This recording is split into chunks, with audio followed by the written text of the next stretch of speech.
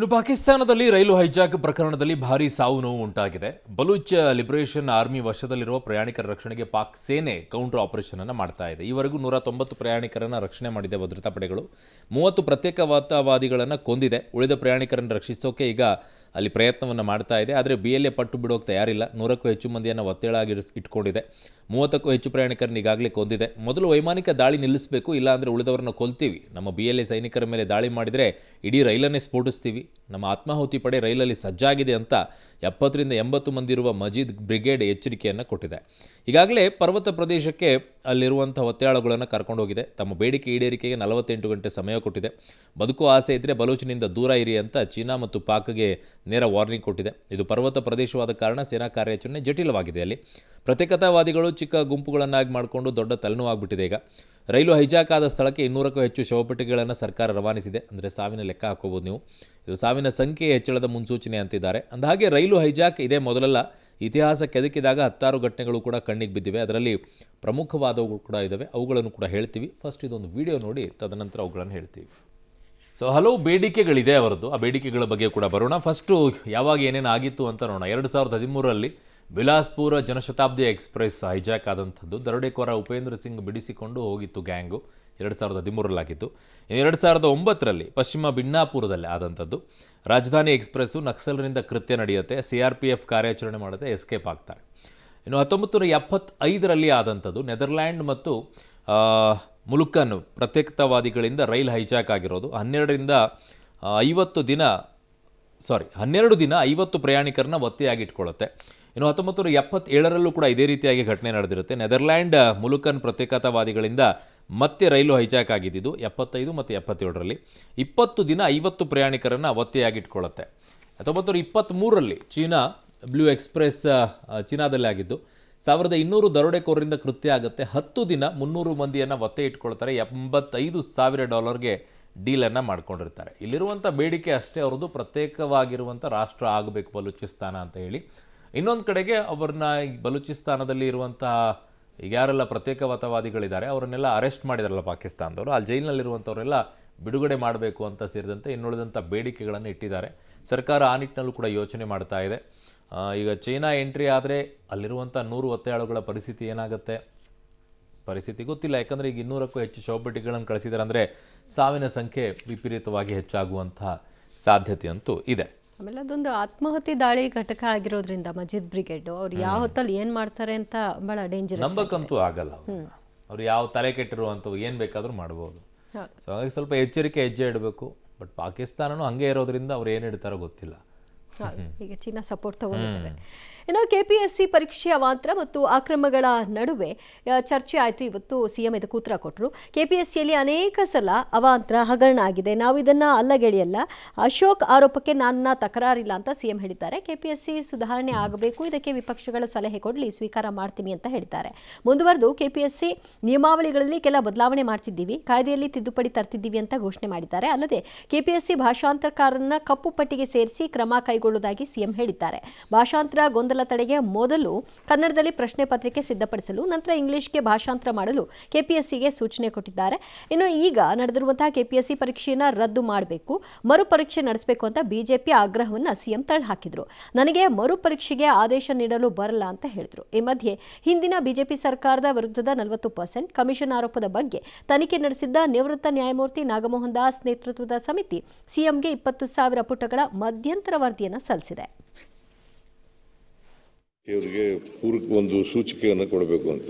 ತರ್ಜುಮೆ ಮಾಡುವಾಗ ತಪ್ಪು ಮಾಡ್ತಾರಲ್ಲ, ತಜ್ಞರಿದಾರಲ್ಲ, ಅವರನ್ನ ಕಪ್ಪು ಪಟ್ಟಿಗೆ ಸೇರಿಸಿ ಅಂತೇಳಿ ಸೂಚನೆ ಕೊಡಬೇಕು ಅಂತ ಮಾಡಿದ್ದೀನಿ. ಅವ್ರ ಮೇಲೆ ಶಿಸ್ತು ಕ್ರಮ ತಗೊಳ್ಳಿ, ಕ್ರಿಮಿನಲ್ ಆಕ್ಷನ್ ಕೂಡ ತಗೊಳ್ಳಿ ಅಂತ ಸೂಚಿಸಬೇಕು ಅಂತ ಇದ್ದೀನಿ. ಕನ್ನಡದಲ್ಲಿ ಮೊದಲು ಪ್ರಶ್ನೆಗಳನ್ನ ತಯಾರು ಮಾಡಿ ಆಮೇಲೆ ಇಂಗ್ಲಿಷ್ಗೆ ತರ್ಜುಮೆ ಮಾಡಿ ಅಂತ ಹೇಳಿ ಸೂಚನೆ ಕೊಡಬೇಕು ಅಂತ ಇದ್ದೀನಿ. ಅದರಿಂದ ಇದು ಆ ನಿಯಮಾವಳಿಗಳಿಗೆ ತಿದ್ದುಪಡಿ ಎಲ್ಲ ತರ್ತಕ್ಕಂಥದ್ದು ಮಾಡ್ತಾ ಇದ್ದೀವಿ. ಇದರಲ್ಲಿ ನಗು ಬರೋದೇನು ಅಂತಂದರೆ, ನೋಡಿ ಪಕ್ಕದಲ್ಲಿರುವಂಥ ತಮಿಳುನಾಡು ರಾಜ್ಯದಿಂದ ಕಲಿಬೇಕು, ನಾಚಿಕೆ ಆಗಬೇಕು ಇವರಿಗೆಲ್ಲ. ಅವರು ಮೊದಲು ತಮಿಳು ಅಂತಾರೆ, ಇಲ್ಲಿ ಫಸ್ಟ್ ಇಂಗ್ಲೀಷಲ್ಲಿ ತೆಗಿತಾರಂತೆ, ಅದನ್ನು ಕನ್ನಡಕ್ಕೆ ಟ್ರಾನ್ಸ್ಲೇಷನ್ ಮಾಡಿಕೊಡ್ತಾರಂತೆ. ಅವ್ರು ಕಪ್ಪು ಪಟ್ಟಿಗೆ ಸೇರಿಸ್ತಾ ಇರೋದು ಕರೆಕ್ಟ್. ಅದು ಅವ್ರು ಹೆಂಗೆ ಅಪಾಯಿಂಟ್ಮೆಂಟ್ ಆಗಿದ್ದಾರೆ, ಯಾರಿಂದ ಅಪಾಯಿಂಟ್ಮೆಂಟ್ ಆಗಿದ್ದಾರೆ ಅನ್ನೋದನ್ನು ನೋಡಬೇಕು ಭಾಷಾಂತರಿಗಳನ್ನು. ಅಲ್ಲ, ಇದೊಂದು ಸಂವಿಧಾನದ ಸಂಸ್ಥೆ, ಅವ್ರನ್ನ ಕೆಲಸದಿಂದ ತೆಗಿಯೋಕ್ಕೂ ನಮ್ಗೆ ಅಧಿಕಾರ ಇಲ್ಲ, ಅವ್ರಿಗೆ ಸೂಚನೆ ಕೊಡ್ಬೋದು ಅಷ್ಟೇ ಅಂತ ಹೇಳ್ತಾರೆ. ಇನ್ನು ಅಂದ್ರೆ ಕಪ್ಪೆ ಪಟ್ಟಿಗೆ ಸೇರಿಸಿ ಏನ್ ಪ್ರಯೋಜನ ಆಗ್ಬೇಕು? ಸಂವಿಧಾನಬದ್ಧವಾಗಿ ಇದ್ದಾರೆ ಅನ್ನೋದಾಗಿದ್ದಿದ್ರೆ ಅವ್ರು ಏನ್ ಬೇಕಾದ್ರೂ ಮಾಡ್ಬೋದಾ, ಹೆಂಗ್ ಬೇಕಾದ್ರೂ ತಪ್ಪು ಮಾಡ್ಬೋದಾ, ಎಷ್ಟು ವಿದ್ಯಾರ್ಥಿಗಳ ಜೊತೆಗೂ ಕೂಡ ಚೆಲ್ಲಾಟ ಆಡ್ಬೋದಾ, ಕಣ್ಣಂಗೆ ತಪ್ಪುಗಳನ್ನ ಹಾಕೊಳ್ಳೋದು, ಅದು ಕೂಡ ಕನ್ನಡ ಒಂದ್ ತಪ್ಪಾದ್ರೂ ತಪ್ಪೇ, ಕನ್ನಡ ಭಾಷೆಯ ಕಗ್ಗೊಲೆ ಕರ್ನಾಟಕದಲ್ಲಿ ಕನ್ನಡ ಇರುವಂತ ಜಾಗಗಳಲ್ಲೇ ಆಗ್ತಾ ಇದೆ ಅಂತಂದ್ರೆ ಇನ್ನೇನು ನಮಗೆ ನಾವೇ ಅವಮಾನ ಮಾಡ್ಕೊಳ್ತಾ ಇಲ್ವಾ? ಯಾರವರು ಭಾಷಾಂತರವನ್ನು ಮಾಡ್ತಾ ಇರುವಂಥವ್ರು ಅವರು ಮುಖಚರ್ಯವನ್ನಾದರೂ ಒಂದ್ಸಲ ರಾಜ್ಯದ ಜನತೆಗೆ ತೋರಿಸ್ಬಿಡಿ. ಆ ವಿದ್ಯಾರ್ಥಿಗಳಾದರೂ ಗೊತ್ತಿರಲಿ ಇಂಥವ್ರಿಗೇನೆ ನೋಡಿ ಅಂತ ಹೇಳಿ. ಅವ್ರಿಗೆ ಕನ್ನಡ ಬರುತ್ತೆ ಇಲ್ಲಾದರೂ ಒಂದ್ಸಲ ಚೆಕ್ ಮಾಡೋಣ. ಅಥವಾ ಆನ್ಲೈನಲ್ಲಿ ಹಾಕ್ಬಿಟ್ಟು ಟ್ರಾನ್ಸ್ಲೇಷನ್ ಮಾಡಿಬಿಟ್ಟು ಹಾಕ್ತಾರ, ಹಂಗೆ ಅನಿಸ್ತಾ ಇದೆ ಯಾಕೋ ಇವ್ರು ಮಾಡ್ತಾರೋ ಅಂತಂದು ನೋಡ್ಬಿಟ್ರೆ. ಎಂತೆಂಥ ಕನ್ನಡ ಪಂಡಿತರಿದ್ದಾರೆ ರೀ. ಇಂಗ್ಲೀಷಿಂದ ಕನ್ನಡಕ್ಕೆ ಅನುವಾದವನ್ನು ಮಾಡುವಂಥವ್ರು ಎಷ್ಟು ಅದ್ಭುತವಾಗಿದ್ದಾರೆ, ಕನ್ನಡದಿಂದ ಇಂಗ್ಲೀಷಿಗೆ ಮಾಡುವಂಥವ್ರು ಎಂಥವ್ರಿದ್ದಾರೆ. ಇಲ್ಲಿ ಸೇರಿಸ್ಕೊಂಡಿರೋರು ಯಾರು? ಏನು ಮಾಡ್ತೀರಾ? ಅಪಾಯಿಂಟ್ಮೆಂಟ್ ಆಗೋದೇ ಕೆಲವು ವ್ಯವಸ್ಥೆನೇ ನಮ್ಮಲ್ಲಿ ಸರಿ ಇಲ್ಲ. ತಲೆಯಲ್ಲಿ ಬ್ರೈನ್ ಇಲ್ಲದೆ ಇರುವಂಥವ್ರನ್ನೆಲ್ಲ ಅಪಾಯಿಂಟ್ಮೆಂಟ್ ಮಾಡ್ಕೊಂಡಿರುವಂಥ ಪರಿಣಾಮಗಳಿವೆಲ್ಲ. ಅಲ್ಲ, ಈ 2 ಸರಿ ತಪ್ಪಾದಾಗ ಪರೀಕ್ಷೆ ನಡೆಸಿ ಅಂತ ಹೇಳಿದಂಥ CM ಈಗ ಯಾಕೆ ಹೇಳೋಕ್ಕಾಗಲ್ಲ? ಈಗ ನಮಗೆ ಹೇಳಕ್ ಬರಲ್ಲ ಅಂತಾರಲ್ಲ. ಅನಿವಾರ್ಯತೆ, ಪದೇ ಪದೇ ನಡ್ಸೋಕ್ಕಾಗಲ್ಲ ಅಂತ ಅನಿವಾರ್ಯತೆ. ಹಣ ಇಲ್ಲ, ದುಡ್ಡು ಎಲ್ಲಿಂದ ತರಬೇಕೀಗ? ಅದಕ್ಕೂ ನಡ್ಸಕ್ಕೆ ಬೇಕಲ್ವ? ಅನಿವಾರ್ಯತೆಗಳಿರುತ್ತೆ, ಇಕ್ಕಟ್ಟಲ್ಲಿ ಇರ್ತಾರೆ. ಅದು ಕೆಲವು ಕೋರ್ಟಿಂದ ಡೈರೆಕ್ಷನ್ ಬಂದಾಗ ಆ ಡೈರೆಕ್ಷನ್ಗಳನ್ನು ಕೊಡ್ತಾರೆ. ಬಟ್ ಈಗ ಹೇಗೆ ತೊಗೊಳ್ಬೇಕು ಅಂತಂದ್ರೆ ಏನಾದರೂ ಬೇಕಲ್ಲ. ನೋಡೋಣ ಏನು ಮಾಡ್ತಾರೆ ಈ ವಿಚಾರದಲ್ಲಿ. ಬಟ್ ಏನೋ ಒಂದಿಷ್ಟು ಬದಲಾವಣೆ ಮಾಡ್ತಾರಂತೆ, ಸುಧಾರಣೆ. ಬರೀ ಬಾಯಿ ಮಾತಲ್ಲಿ ಕೇಳ್ತಾ ಇದ್ದೀವಿ, ಅದನ್ನು ಕಾರ್ಯರೂಪಕ್ಕೆ ಯಾವಾಗ ತರ್ತೀರಾ ಅಂತ ಕಾದು ನೋಡೋಣ. ಇನ್ನು ಅಮೆರಿಕ ಸುಂಕ ರಾಜಕೀಯ ಮುಂದುವರೆದಿದೆ. ತಮ್ಮ ದೇಶದ ಮದ್ಯ ಮತ್ತು ಇತರೆ ಉತ್ಪನ್ನಗಳ ಮೇಲೆ ಭಾರತ 150% ಸುಂಕ ವಿಧಿಸ್ತಾ ಇದೆ. ಕೃಷಿ ಉತ್ಪನ್ನಗಳ ಮೇಲೆ 100% ಸುಂಕ ಹಾಕ್ತಾ ಇದೆ ಅಂತ ಶ್ವೇತಭವನ ಆರೋಪಿಸಿದೆ. ಇನ್ನು ಅಮೆರಿಕ ಕೆನಡಾ ನಡುವಿನ ಸುಂಕ ಕದನಕ್ಕೆ ಟ್ವಿಸ್ಟ್ ಸಿಕ್ಕಿದೆ. ಅಮೆರಿಕಾಗೆ ಸರಬರಾಜು ಮಾಡುವ ವಿದ್ಯುತ್ ಮೇಲೆ ಹೆಚ್ಚುವರಿ 25% ಸುಂಕ ವಿಧಿಸೋಕೆ ಕೆನಡಾ ನಿರ್ಣಯ ಕೈಗೊಂಡಿದೆ. ಈ ಬೆನ್ನಲ್ಲೇ ಕೆನಡಾದ ಉಕ್ಕು ಮತ್ತು ಅಲ್ಯೂಮಿನಿಯಂ ಮೇಲೆ 50% ಸುಂಕ ವಿಧಿಸೋದಾಗಿ ಟ್ರಂಪ್ ಘೋಷಣೆ ಮಾಡಿದರು. ಆದರೆ ಕೆಲವೇ ಗಂಟೆಗಳಲ್ಲಿ ಈ ಹೆಚ್ಚಳ ಆದೇಶಕ್ಕೆ ಟ್ರಂಪ್ ತಾತ್ಕಾಲಿಕ ತಡೆ ಕೊಟ್ಟರು. ಕೆನಡಾ ಸಹ ಇದೇ ತಂತ್ರವನ್ನು ಅನುಸರಿಸಿತು. ನೀವು ಮಾಡಿದರೆ ನಾವು ಮಾಡ್ತೀವಿ, ನೀವು ಮಾಡಿಲ್ಲ ಅಂದರೆ ನಾವು ಬಿಡ್ತೀವಿ ಅನ್ನೋ ರೀತಿಯಲ್ಲಿ. ಈ ಮಧ್ಯೆ ಅಮೆರಿಕ ಸುಂಕ ನೀತಿಗೆ ಐರೋಪ್ಯ ಒಕ್ಕೂಟವು ಕೂಡ ಟಕ್ಕರ್ ಕೊಟ್ಟಿದೆ. ಅಮೆರಿಕಾಗೆ ಸೇರಿದ $28.33 ಬಿಲಿಯನ್ ಮೌಲ್ಯದ ವಸ್ತುಗಳ ಮೇಲೆ ಪ್ರತಿಕಾರ ಸುಂಕ ವಿಧಿಸೋದಾಗಿ EU ಪ್ರಕಟಿಸಿದೆ. ಈಗ ಅಲ್ಲ, ಈಗ ಅವ್ರು ನೀವೇ ಎಷ್ಟು ಹಾಕ್ತೀರಾ ನಾವು ಅಷ್ಟೇ ಹಾಕ್ತೀವಿ ಅಂದಮೇಲೆ ಪದೇ 100 ಹಾಕಿದ್ರಿ 150% ಹಾಕಿದ್ರಿ ಅಂದ್ರೆ ಏನು ಪ್ರಯೋಜನ? ಈ ಪರಿಸ್ಥಿತಿ ಹೆಂಗಾಗ್ತಾ ಇದೆ ಅಂತಾರೆ, ಎಲ್ಲ ಸೆಟ್ಲ್ ಆಗುವಂಥ ಪರಿಸ್ಥಿತಿಯಲ್ಲಿದ್ದಾರೆ. ಇದು ಒಂದು ಹಂತಕ್ಕೆ ಹೋಗುತ್ತೆ ಸರ್, ಅದನ್ನು ಪದೇ ಹೇಳ್ತಾರೆ. ಒಂದು ಹಂತಕ್ಕೆ ಹೋಗಬೇಕು. ಅಮೇರಿಕಾನೂ ಇಷ್ಟು ಹಾಕ್ಕೊಂಬಿಟ್ಟು ಅವರು ಬದುಕೋಕ್ಕಾಗಲ್ಲ, ಬೇರೆ ರಾಷ್ಟ್ರಗಳು ವಾಪಸ್ ಹಾಕಿನೂ ಬದುಕೋಕ್ಕಾಗಲ್ಲ. ಈ ಟೈಮ್ ಬಾರ್ಗೇನಿಂಗ್ ಟೈಮ್ ಅಂತ ಹೇಳ್ಬೋದು.